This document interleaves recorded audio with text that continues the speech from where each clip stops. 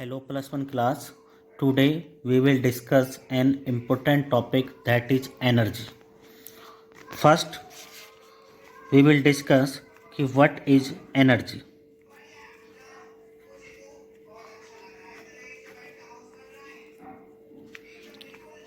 आपसे कोई पूछ बैठता है कि डिफाइन एनर्जी या फिर व्हाट इज एनर्जी, तो आप कहोगे it is the ability of a body, it is the ability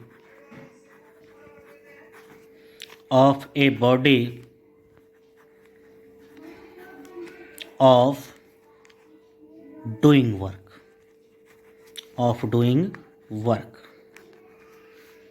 तो उसको हम क्या कहते हैं? एनर्जी कहते हैं। किसी बॉडी के पास किसी कार्य को करने की एबिलिटी है या नहीं, उसको एनर्जी कहते हैं। हमारे डेली लाइफ में, डेली यूज में बहुत सारी एनर्जीज आती हैं, जैसे कि kinetic energy, potential energy, sound energy, wave energy, ocean thermal energy, nuclear energy, gravitational potential energy, elastic energy, मतलब बहुत डिफरेंट फॉर्म्स हैं एनर्जी के।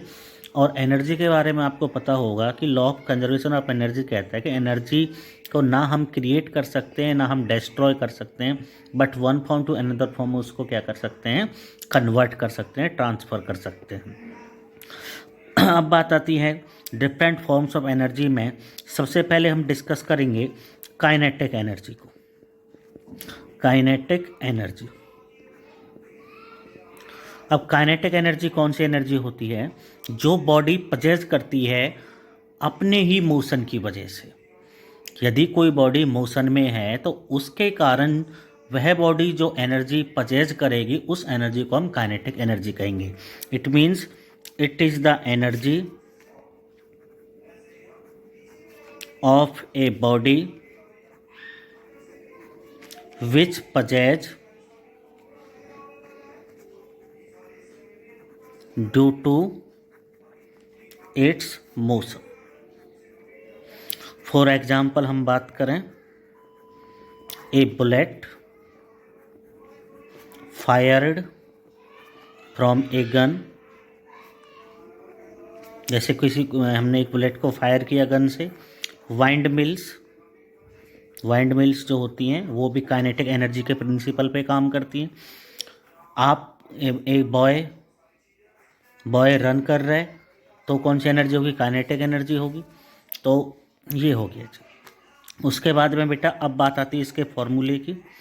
इसका जो फॉर्मूला होता है वो होता है जी half M V square.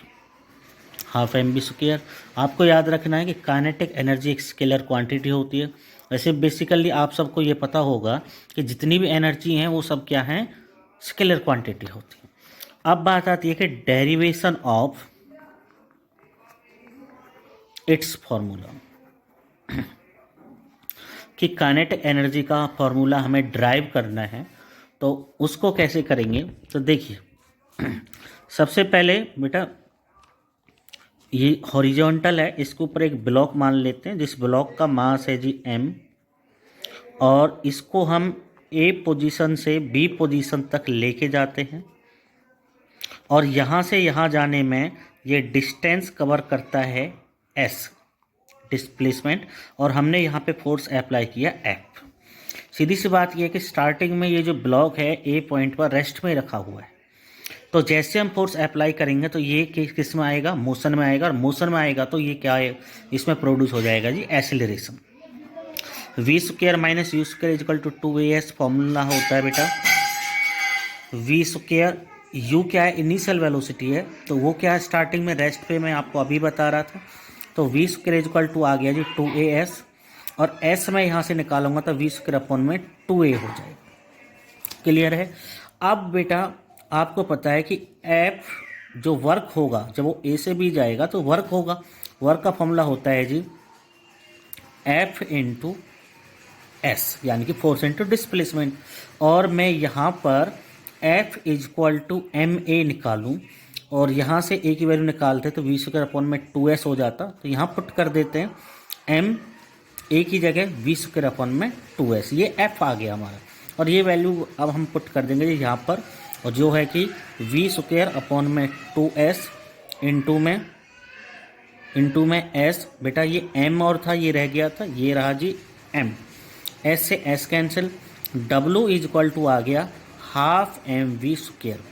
It means ये वर्क हुआ हमारा जब ब्लॉक हमारा ए से बी गया, और आपको पता है जितना वर्क होता है वो वर्क ही काइनेटिक एनर्जी के फॉर्म में ट्रांसफ़र हो जाएगा, कन्वर्ट हो जाएगा।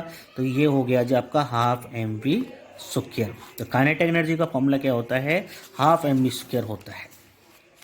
उसके बाद में बेटा अब आपसे कहें कि काइनेटिक एनर्जी कौन कौन से दो फैक्टर पे डिपेंड करती है, तो वो दो फैक्टर हैं, पहला है मास, मास पे डिपेंड करेगा, और दूसरा है जी वेलोसिटी। हमने अभी पढ़ा के ई डायरेक्टली प्रोपोर्शनल एम है और K E directly proportional V square. अब इसका मतलब ये है कि जितना बॉडी का मास ज़्यादा रहेगा उतनी ज़्यादा वो बॉडी काइनेटिक एनर्जी परचेज कर सकती है। दूसरा, जितना ज़्यादा फास्टर स्पीड से आप मूव कराओगे काइनेटिक एनर्जी भी उतनी ही फास्टर स्पीड से काइनेटिक एनर्जी भी उतनी ज़्यादा वो बॉडी गेन करेगी। क्लियर, ये दो फैक्टर से इस पर डिपेंड करता है। आगे बेटा आता है relation between kinetic energy and linear movement.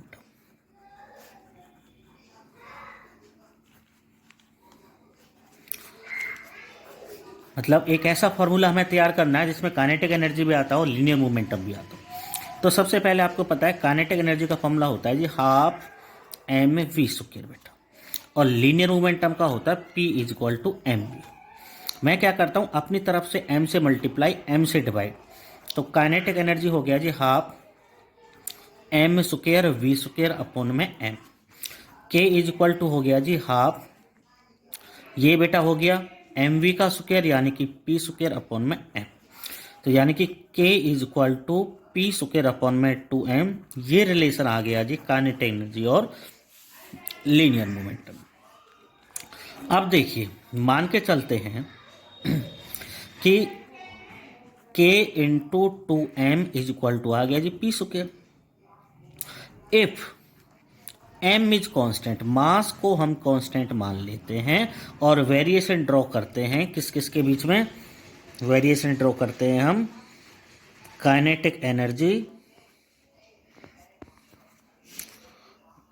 Energy में और लीनियर मोमेंटम में, जो कि आपका होगा k directly proportional P square यानी कि अंडर रूट